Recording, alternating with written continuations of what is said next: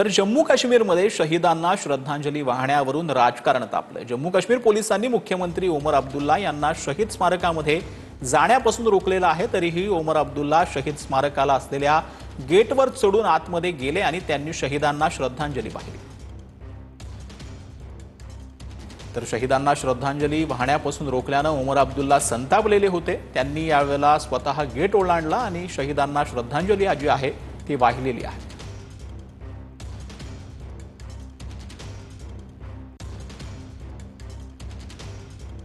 बड़े अफसोस की बात है कि वो लोग जो खुद इस बात का दावा करते हैं कि उनकी जिम्मेदारी सिर्फ सिक्योरिटी और लॉ एंड ऑर्डर है,